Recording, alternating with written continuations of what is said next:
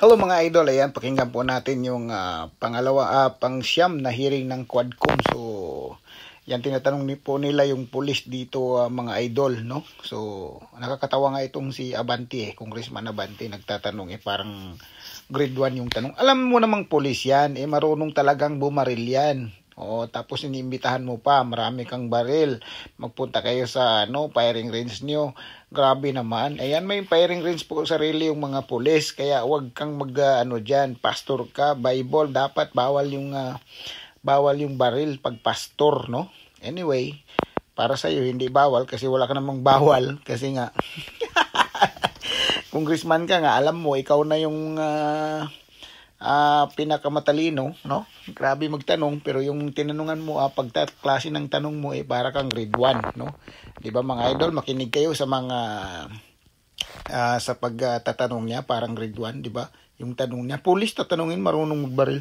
Grabe ka naman.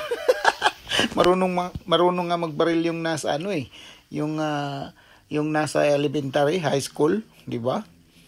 Ito pa si Congressman sino yung artista, si Fernandez.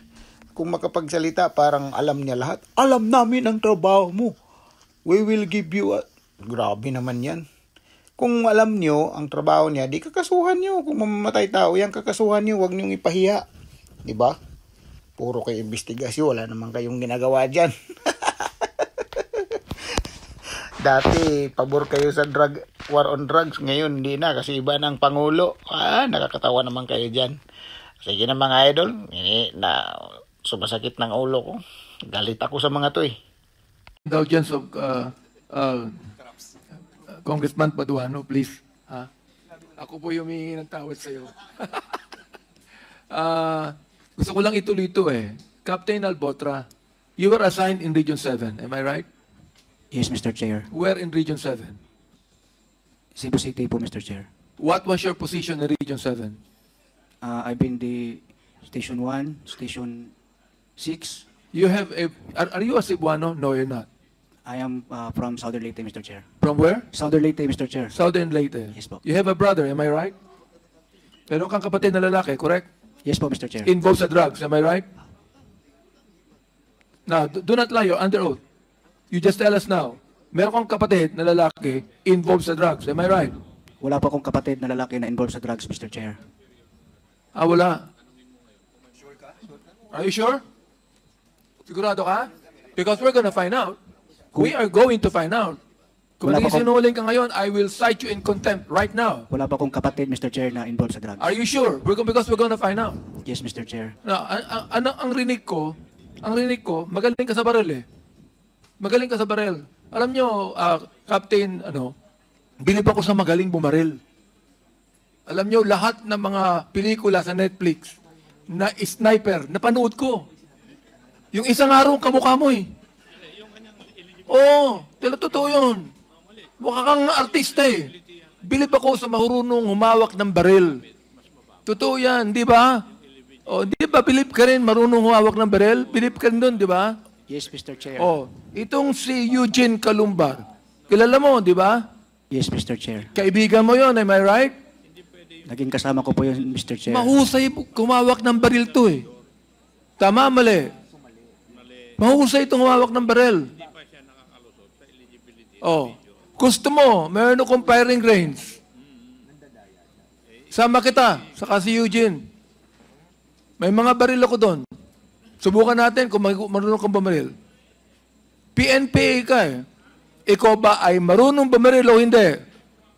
Marunong po, Mr. Chair. Yung pala naman Okay, meron kang kaibigan si Eugene, pati mo sabihin sa amin marunong bumaril ito?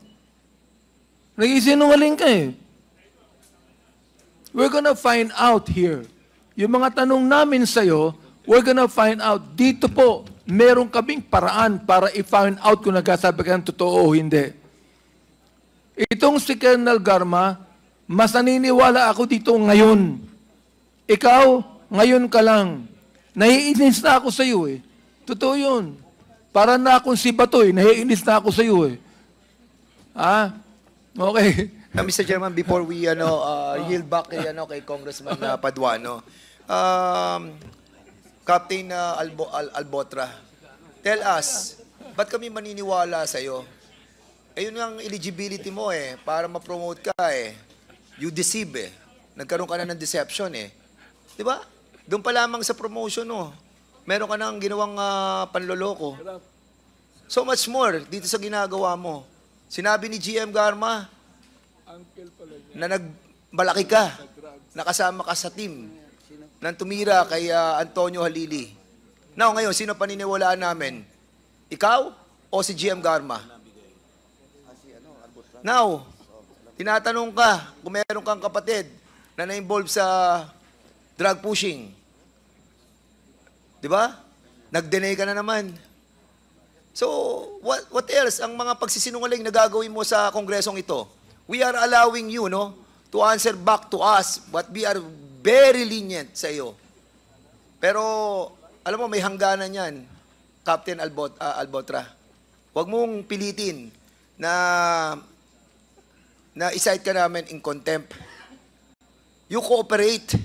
At kung hindi naman ikaw ang pumatay, at kasama ka lamang sa team na mga pumatay, you cooperate with us because this is your chance. We will never give you another chance. Believe us.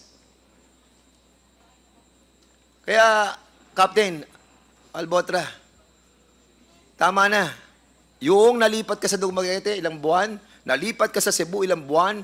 Nalipat ka sa Calamba, ilang buwan. May pattern na eh. Ginagamit ka. Ginagamit ka para sa intel work ng Drug Enforcement Unit. Doon ka na-assign lagi eh. Ikaw nagmo-monitor. At pag natapos sa trabaho mo, aalis ka na or kaya andun ka, iba ang papatay.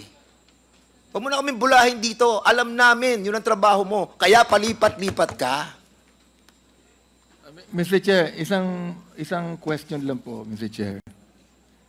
Sino ang kamag-anak mo na involved sa drugs? Kung hindi kapatid mo.